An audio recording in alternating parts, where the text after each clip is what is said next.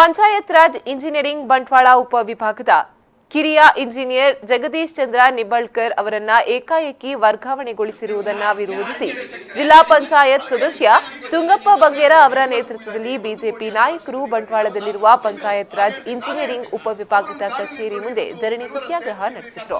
ಕಿರಿಯ ಇಂಜಿನಿಯರ್ ಜಗದೀಶ್ ಚಂದ್ರ ಅವರನ್ನ ಏಕಾಏಕಿ ವರ್ಗಾವಣೆಗೊಳಿಸಿರುವುದರಿಂದ ಸಂಗಬೆಟ್ಟು ಜಿಲ್ಲಾ ಪಂಚಾಯತ್ ವ್ಯಾಪ್ತಿಯಲ್ಲಿ ಅಭಿವೃದ್ಧಿ ಕಾಮಗಾರಿ ಕುಂಠಿತಗೊಂಡಿದೆ.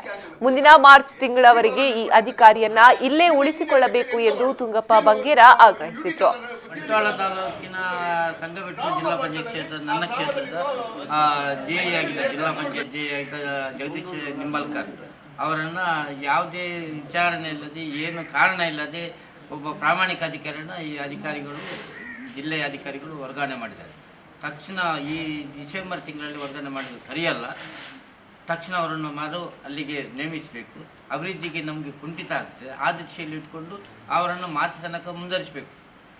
ತಕ್ಷಣ ನಮ್ಮ ಬೇಡಿಕೆ ಅಷ್ಟೇ. ಅದಕ್ಕೋಸ್ಕರ ನಾವು ಇವತ್ತು ಧರಣಿ ಕೂರ್ತಿದ್ದೇನೆ. ಇವತ್ತು ಸಂಜೆ ಒಳಗೆ ಅವರು ಮಾಡದಿದ್ದಲ್ಲಿ ನಾನು ನಾಳೆ ಕೂಡ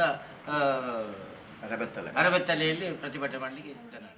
ಈ ಸಂದರ್ಭ ಬಿಜೆಪಿ ಮುಖಂಡರಾದ ರಾಮದಾಸ್ ಬಂಟ್ವಾಳ, ದಿನೇಶ್ ಅಮಟೂರು, ಪ್ರವೀಣ್ ತುಂಬೆ, ಸಂಜೀವ ಪೂಜಾರಿ, ಪೂವಪ್ಪ ಮೆಂಡನ್, ರಾಮಚಂದ್ರ ಕರಿಂಕಿ, ಸಂತೋಷ್ ರಾಯಿ, ಗೋಪಾಲ್ ಸುವರ್ಣ, ಲಕ್ಷ್ಮೀನಾರಾಯಣ ಗೌಡ ಮತ್ತಿತರರು ಹಾಜರಿದ್ದರು.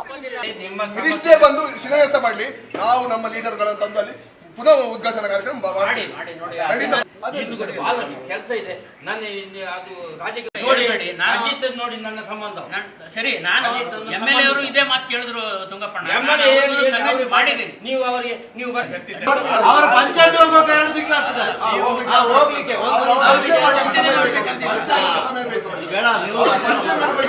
ಇಂಜಿನಿಯರ್ ಇಂದ ಲ್ಯಾಪ್ಸ್ ಆಗಿರೋದು ನಾನು ಒಪ್ಪಂದಿಲ್ಲ.